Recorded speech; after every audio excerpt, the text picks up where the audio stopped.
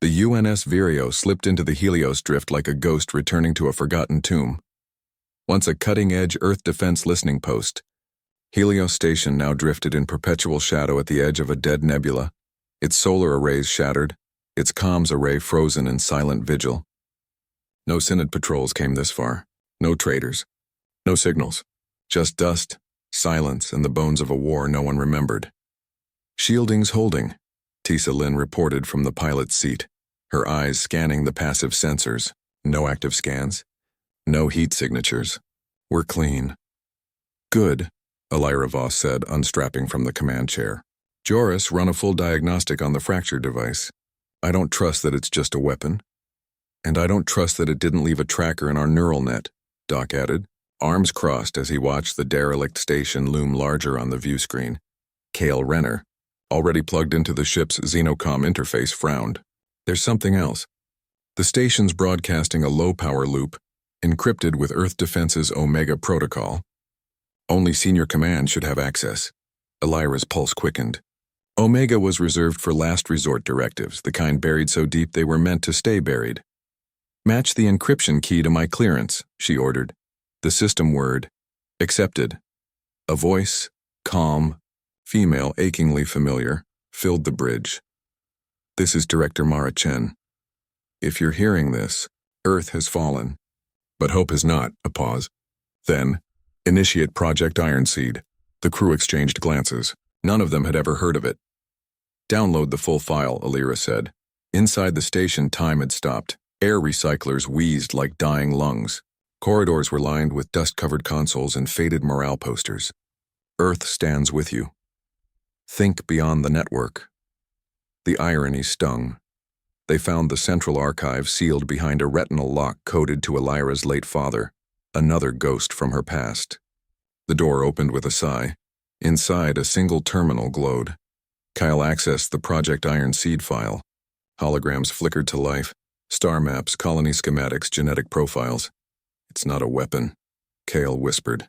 "It's a resurrection plan," he explained. Decades ago, Earth Defense seeded 12 dormant Ark colonies across uncharted systems, each hidden, each isolated, each populated by genetically diverse humans raised without Synod influence. Their purpose? To preserve unaltered human potential in case Earth was ever compromised. They're not just colonies, Doc realized. They're time capsules. No AI integration, no neural conformity, pure chaotic humanity, Joris whistled. "So Earth didn't just hide? It planted landmines of free will."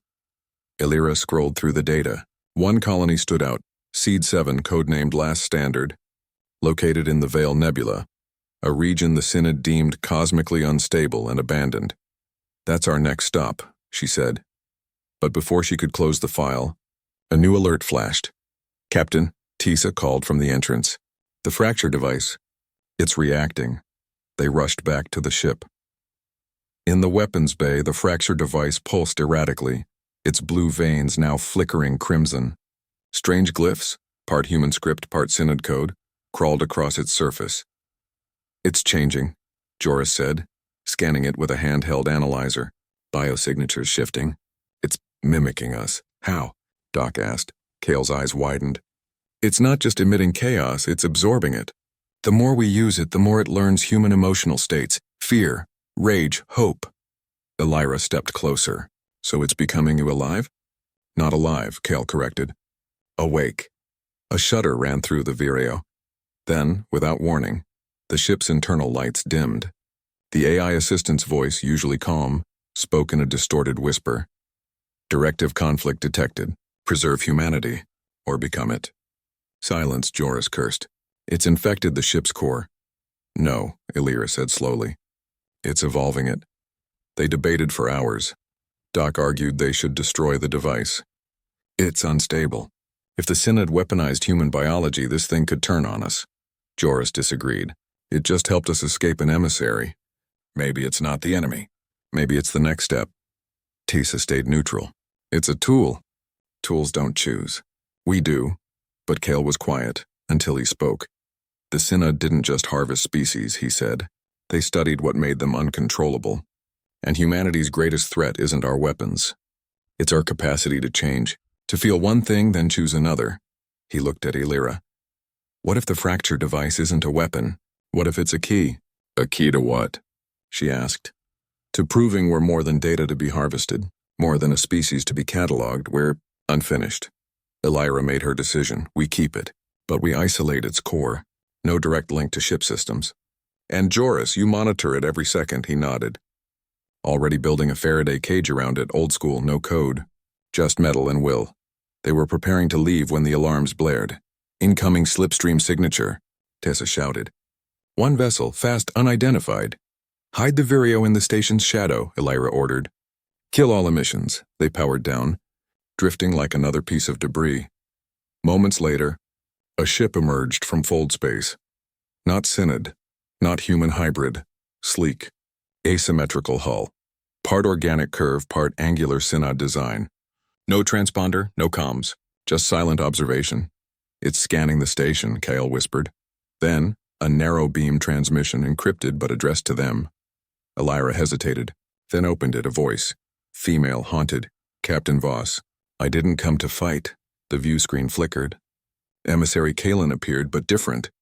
Her perfect features were strained. A faint scar ran from temple to jaw, self-inflicted. Her eyes flickered between black and human brown.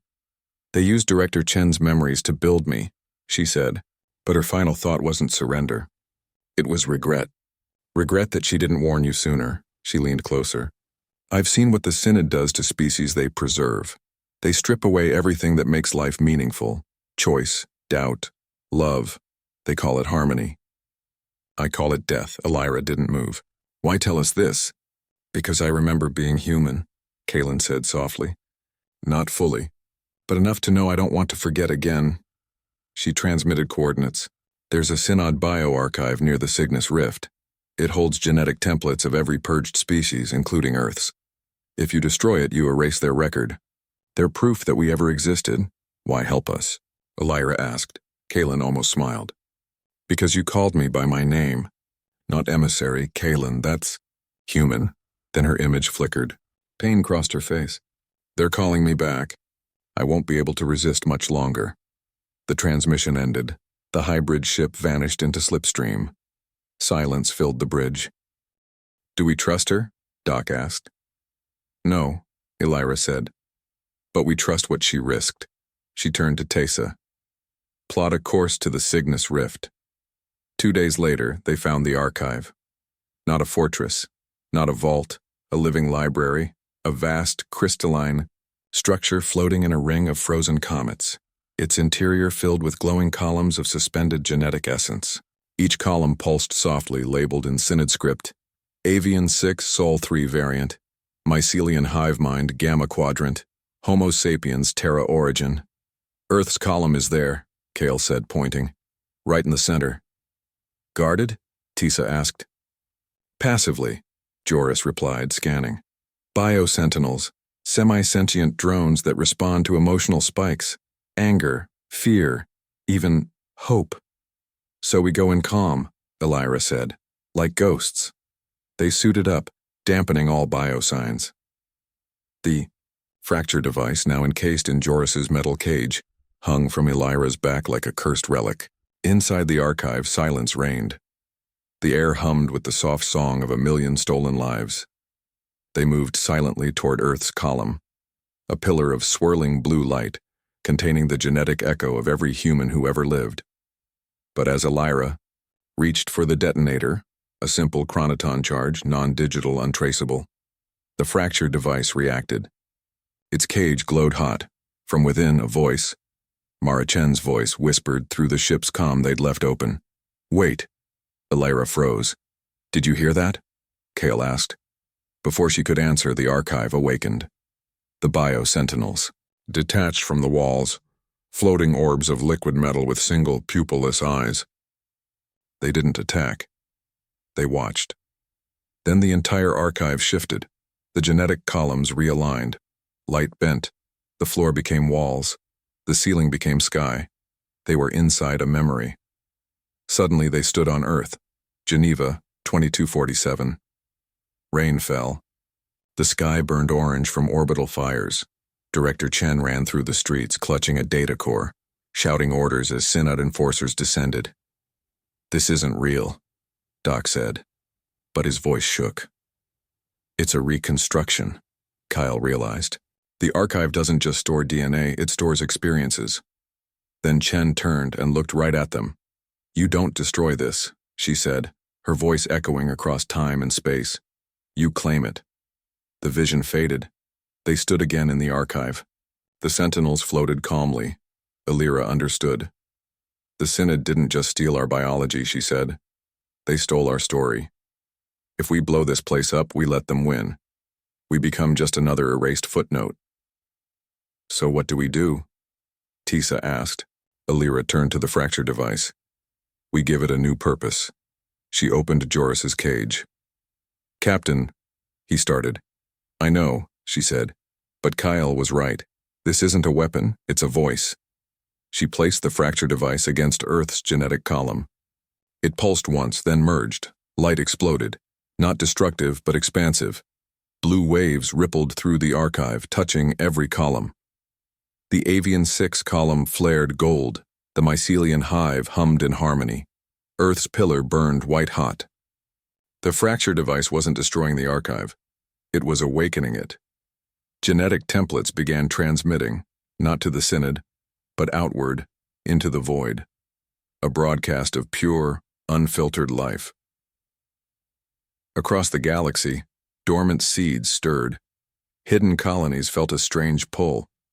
Even Synod vessels far away shuddered as their harvested DNA remembered. The biosentinels bowed. The archive was no longer a tomb. It was a beacon. They fled just as Synod reinforcements arrived. The Vireo tore through the comet ring, the archive blazing behind them like a newborn star. On the bridge, no one spoke for a long time. Finally, Doc broke the silence. "What did we just do?" "We gave the galaxy back its ghosts," Kale said softly. Illyra looked at the nav computer. Seed 7, the last standard colony, was only 3 jumps away. But something else weighed on her. During the archive vision, she'd seen something no one else had. A symbol carved into the wall of Chen's bunker, a spiral with 7 points. And beneath it, a phrase in Old Earth script. "They sleep, but they dream." She didn't mention it, not yet, because dreams, she knew, could be more dangerous than weapons. As the Vireo vanished into slipstream, the fracture device, now silent, dormant, rested in its cage. But deep in the ship's core, a single line of corrupted code repeated endlessly. "I remember."